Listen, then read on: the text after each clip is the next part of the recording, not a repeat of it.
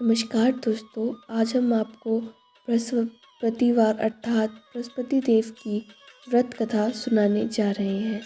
इस व्रत को करने से समस्त इच्छाएं पूर्ण होती है। बृहस्पति महाराज प्रसन्न होते हैं, धन, विद्या, पुत्र तथा मनवांछित फल की प्राप्ति होती है। परिवार में सुख तथा शांति रहती है, इसलिए यह व्रत सर्वश्रेष्ठ और इत्यादि फलदायक है। बृहस्पतिवार की कथा। प्राचीन समय की बात है।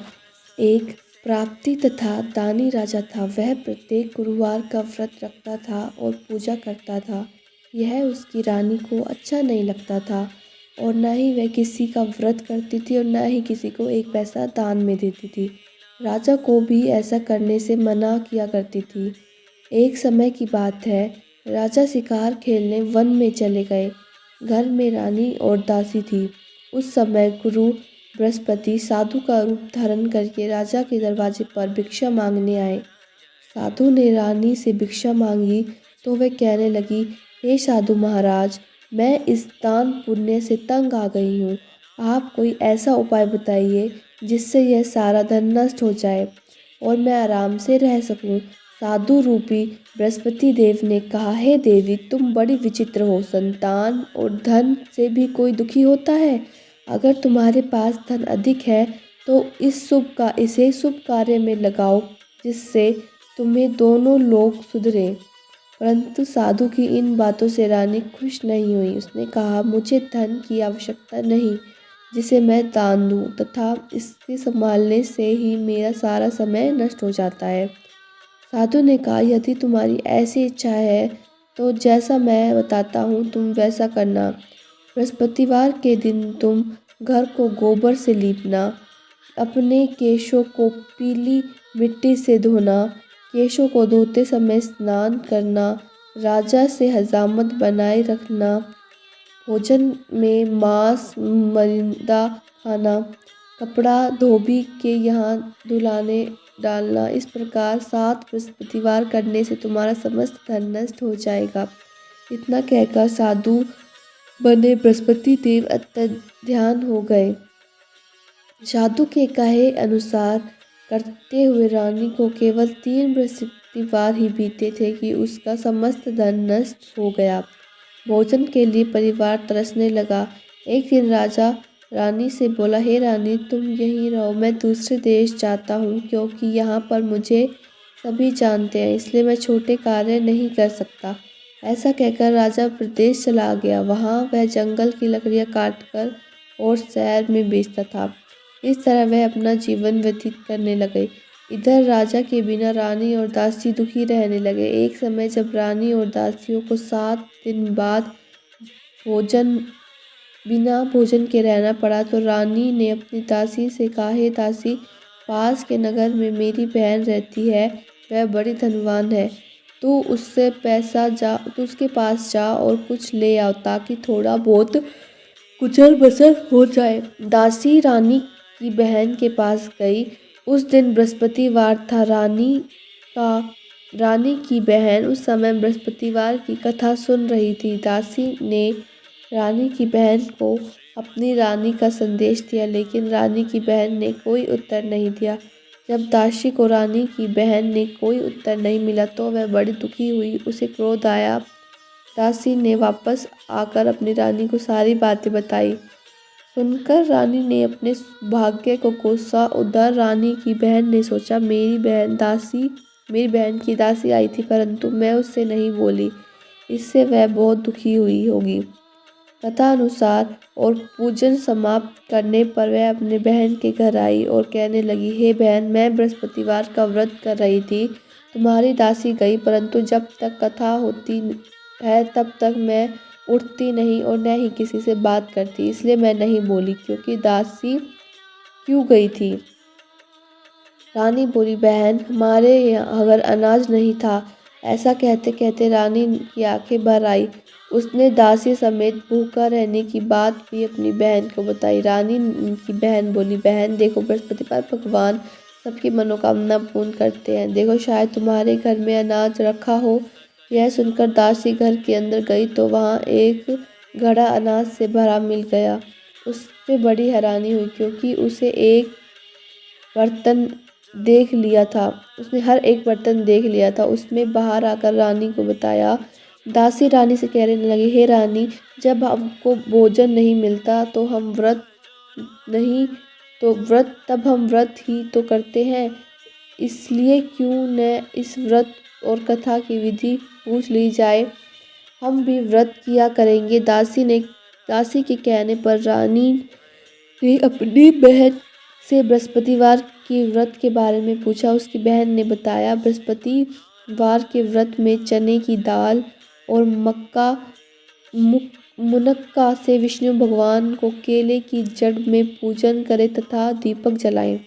पीला भोजन करके कथा सुने, इससे गुरु भगवान प्रसन्न होते हैं, मनोकामना पूर्ण करते हैं। व्रत और पूजन की विधि बताकर रानी की बहन अपने घर लौट आई। रानी और दासी दोनों ही निश्चय कर लिया कि वे बृहस्पति भगवान का व्रत जरूर करेंगे। 7 रोज बाद बृहस्पतिवार आया तो उन्होंने व्रत रखा। गुड़ में जाकर चना और गुड़ बीन लाई तथा उसी दाल से केले की जड़ तथा विष्णु भगवान की पूजन किया। अब पीला भोजन कहाँ से लाए? दोनों बड़ी दुखी है, परंतु उन्होंने व्रत किया था इसलिए बृहस्पति देव प्रसन्न थे। एक साधारण व्यक्ति के रूप में वे 2 थाल में सुंदर पीला भोजन लेकर आए और दासी को देखकर बोले, हे दासी, यह भोजन तुम्हारे और तुम्हारी रानी के लिए है, इसे तुम दोनों ग्रहण करना। दासी भोजन पाकर बहुत प्रसन्न हुई। उसने रानी को सारी बात बताई। उसके बाद ये प्रत्येक बृहस्पतिवार को गुरु भगवान का व्रत और पूजा करने लगे। बृहस्पति भगवान की कथा उनके पास धन हो गया, परंतु रानी फिर पहले की तरह आलसी करने लगी। तब दासी बोली, देखो रानी, तुम पहले इस प्रकार आलस करती थी, तुम्हारे धन के रखने में कष्ट होता था, इसलिए इसी कारण धन नष्ट हो गया। अब गुरु भगवान की कृपा से धन मिला है तो फिर तुम आलस्य होता है। बड़ी मुसीबतों के बाद हमें यह धन पाया है, इसलिए हम दान पुण्य करना चाहिए। अब तुम भूखे मनुष्य को भोजन कराओ, प्याओ, रखवाओ, ब्राह्मणों को दान, कुआं, तालाब आदि निर्माण करवाओ, मंदिरशाला, पाठशाला बनवाकर ज्ञान दान दो, कुंवारी कन्याओं का विवाह करवाओ, अर्थात धन को शुभ कार्यों में खर्च करो, जिससे तुम्हारा कुल या यश बढ़े तथा स्वर्ग को प्राप्त हो और पितृ प्रसन्न हो। दासी की बात मानकर रानी शुभ कर्म करने लगी। आपका यश फैलने लगा। एक दिन रानी और दासी आपस में विचार करने लगी, जाने राजा किस दशा में होंगे, उनकी कोई खोज खबर नहीं है। उनके श्रद्धा पूर्वक गुरु बृहस्पति भगवान की प्रार्थना कि राजा को जहाँ कहीं भी हो उन्हें शीघ्र वापस आ जाए। उधर राजा प्रदेश में बहुत दुखी रहने लगा। वह प्रतिदिन जंगल की लकड़ियाँ बीनकर लाता और शहर में बेचता। वह अपने दुखी जीवन से कठिनता से व्यतीत करता। एक दिन दुखी हो वह अपनी पुरानी बातों को याद करने लगा और रोने लगा और उदास हो गया। उस समय राजा के पास बृहस्पति देव साधु का वेश लेके आए और बोले, हे लकड़हारे, तुम इस सुनसान जंगल में किस चिंता में बैठे हो, मुझे बताओ। यह सुनकर राजा के नेत्रों में से जल भर आया। साधु की वंदना कर राजा ने अपनी संपूर्ण कहानी सुना दी। महात्मा दयालु होते हैं। वह राजा से बोले, हे राजा, तुम्हारी पत्नी ने बृहस्पति देव के प्रति अपराध किया था, जिस कारण तुम्हारा यह दशा हो गई। तुम चिंता मत करो, भगवान पहले से ही अधिक धन देंगे। देखो, तुम्हारी पत्नी ने बृहस्पतिवार का व्रत आरंभ कर दिया। अब तुम भी बृहस्पति व्रत करना शुरू कर दो और चने की दाल गुड़ जल के लोटे में डालकर केली का पूजन करो। फिर कथा कहो या सुनो, भगवान तुम्हारी सभी मनोकामना पूर्ण करेंगे। साधु की बात सुनकर राजा बोले, हे प्रभु, लकड़ी बेचकर तो इतना पैसा भी नहीं बचता जिससे भोजन के उपरांत कुछ बचा सकूं। मैंने रात्रि में अपनी रानी को व्याकुल देखा है। मेरे पास कोई संसाधन नहीं है जिससे उसका समाचार जान सकूं। फिर मैं कौन सी कहानी कहूँ, यह भी मुझे मालूम नहीं। साधु ने कहा, हे राजा, मन में बृहस्पति भगवान के प्रति पूजन व्रत का निश्चय करो। मैं स्वयं तुम्हारे लिए कोई राह बना देंगे। बृहस्पति के दिन तुम रोजाना ही यह लकड़ी शहर लेकर जाना। तुम रोज ही दुगना धन मिलेगा, जिससे तुम्हें भील भांति भोजन कर सकोगे तथा बृहस्पति देव की पूजा का सामान भी आ जाएगा। जो तुम्हें बृहस्पतिवार की कहानी के बारे में पूछा है वह इस प्रकार है। प्राचीन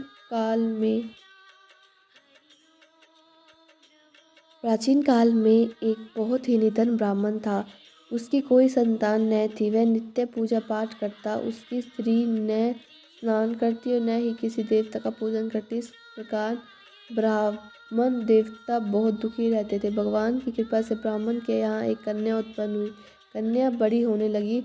वह प्रातः स्नान करके भगवान विष्णु का जाप करती, बृहस्पतिवार का व्रत भी करती, पूजा पाठ समाप्त कर पाठशाला जाती और मिट्टी में जौ भर के ले जाती और पाठशाला के मार्ग में डाल देती। लौटते समय वही जो स्वर्ण के हो जाते थे उनको बीनकर घर ले आती।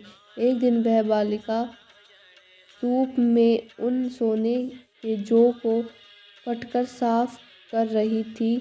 तभी उसकी माँ ने देख लिया। कहा कि हे बेटी, सोने के जौ को फटकने के लिए सोना का सूप भी तो होना चाहिए।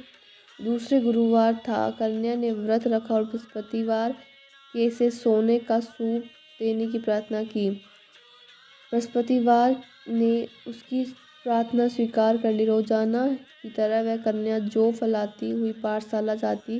पाठशाला से लौट के जब वह बीन रही थी तो उसने बृहस्पतिवार की कृपा से उसे सोने का सूप मिला।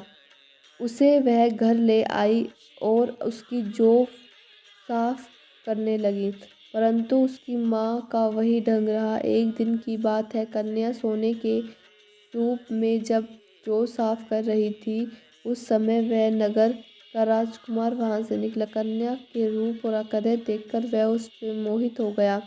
राजमहल आकर वह भोजन तथा जल त्याग कर उदास होकर लेट गया। राजा को जब राजकुमार द्वारा अन्न जल त्यागने का समाचार ज्ञात हुआ तो वह अपने मंत्रियों के साथ अपने पुत्र के पास गया और कारण पूछा। राजकुमार ने राजा को उस लड़की के घर का पता भी बता दिया।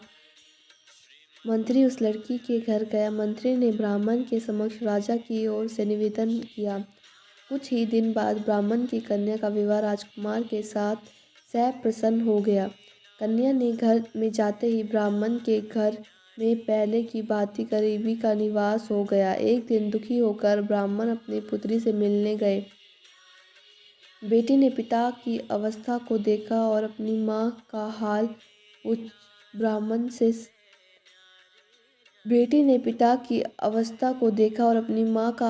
पूछा। ब्राह्मण ने सभी हाल कह सुनाया। कन्या ने बहुत सारा धन देकर अपने पिता को विदा किया, लेकिन कुछ दिन बाद फिर वही हाल हो गया। ब्राह्मण ने फिर अपनी कन्या को यहाँ गया और सभी हाल कह तो पुत्री बोली, हे पिताजी, आप माताजी को यहाँ ले आओ, मैं उन्हें यह विधि बताऊंगी जिससे गरीबी दूर हो जाए। ब्राह्मण देवता अपनी स्त्री को लेकर अपनी पुत्री के पास राजमहल पहुँचे। जो पुत्री अपनी माँ को समझाने लगी, हे माँ, तुम प्रातःकाल स्नान आदि करके विष्णु भगवान की पूजन करो और तुम दरिद्रता से दूर हो जाओ। परंतु उसकी माँ ने उसकी एक भी बात नहीं मानी। वह प्रातःकाल उठकर अपनी पुत्री की बची जूठन को खा लेती थी। एक दिन उसकी पुत्री को बहुत गुस्सा आया। उसने अपनी माँ को एक कटोरी में बंद कर लिया। उसे स्नान आदि करा के पूजा पाठ करवाया तो उसकी माँ की बुद्धि ठीक हो गई। इसके बाद वह नियम से पूजा पाठ करने लगी। प्रत्येक बृहस्पतिवार को व्रत करने लगी। इस व्रत के प्रभाव से मृत्यु के बाद स्वर्ग को गई। हे ब्राह्मण, भी सुख पूर्वक इस लोक का भोग कर स्वर्ग को प्राप्त हुआ। इस तरह कहानी कहकर साधु बने देवता वहां से लोप हो गए। धीरे धीरे समय व्यतीत होने पर फिर बृहस्पति का दिन आया। राजा जंगल में लकड़ी काटकर शहर बेचने गया। उसे उस दिन लकड़ी से अधिक धन मिला। राजा ने चना गुड़ आदि बृहस्पतिवार के व्रत किया। उस दिन उसे सभी कलेश दूर हुए। परंतु जब अगला गुरुवार का दिन आया तो बृहस्पतिवार का व्रत करना भूल गया। इसी कारण बृहस्पति भगवान नाराज हो गए। उस दिन उस नगर के राजा ने विशाल यज्ञ का आयोजन किया था। तब अपने समस्त राज्यों की घोषणा करवा दी थी कि सभी हमारे यहाँ भोजनालय पे आए। किसी भी घर में चूल्हा न जले। इस आज्ञा को जो नहीं मानेगा उसे फांसी दे दी जाएगी। राजा के आज्ञा अनुसार राजा की सभी राज में भोज में शामिल हुए। लेकिन लकड़हारा कुछ देर से पहुंचा, इसलिए राजा को अपने साथ महल ले गए। जब राजा लकड़हारे को भोजन करा रहे थे तो रानी की दृष्टि उस खूंटी पर थी जिस पर उसका हार लटका हुआ था। उसी हार खूंटी पर लटका दिखाई देख रानी को निश्चय हो गया कि मेरा हार इस लकड़हारे ने चुरा लिया था।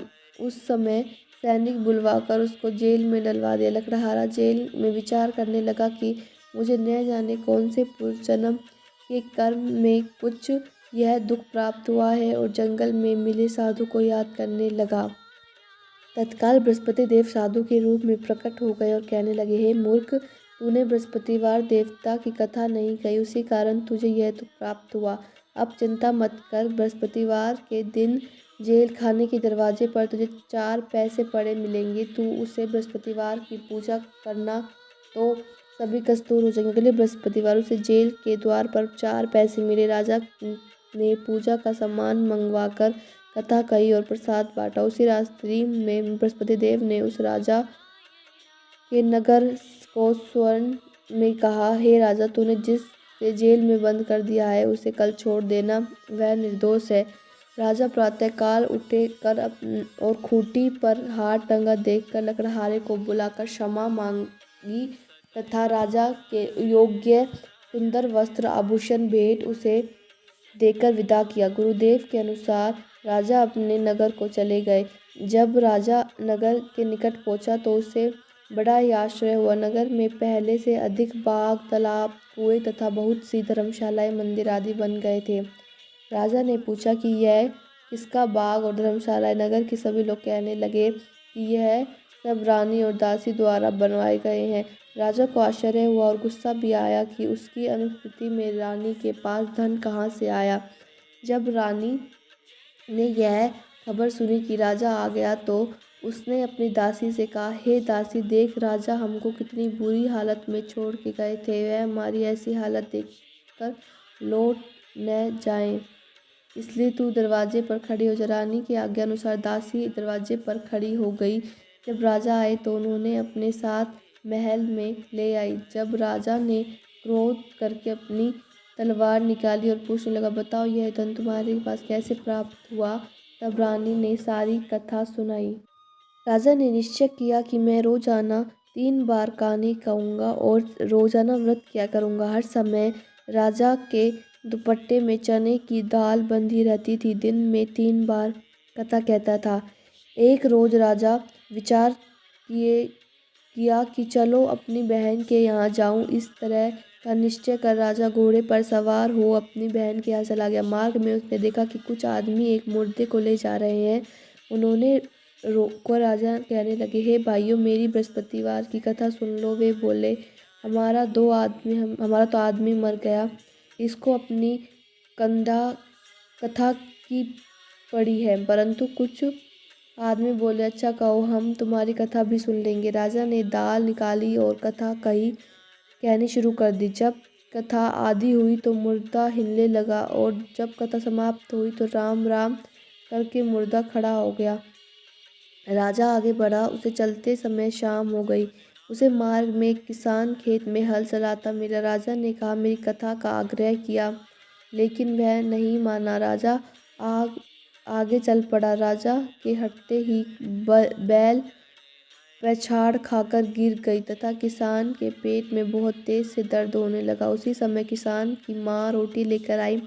उसने जब देखा तो अपने पुत्र से सब हाल पूछा। बेटे ने सभी हाल बता दिया। बुढ़िया दौड़ी दौड़ी गई और उस राजा के पास पहुंची और बोली, मैं तेरी कथा सुनूंगी। तू अपनी कथा खेत पर ही चलकर कहना। राजा ने लौटकर बुढ़िया के खेत में आकर कथा कही, जिससे सुनते ही बैल खड़ा हो गया तथा किसान के वह नहीं माना। राजा आगे चल पड़ा। राजा के हटते ही बैल पछाड़ खाकर गिर गई तथा किसान के पेट में बहुत तेज से दर्द होने लगा। उसी समय किसान की माँ रोटी लेकर आई।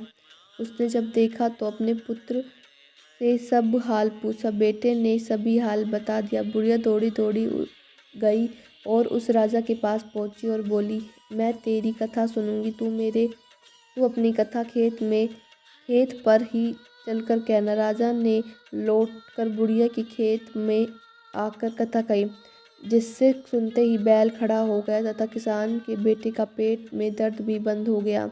राजा अपनी बहन के घर पहुंच गया। बहन ने भाई की खूब मेहमानी की।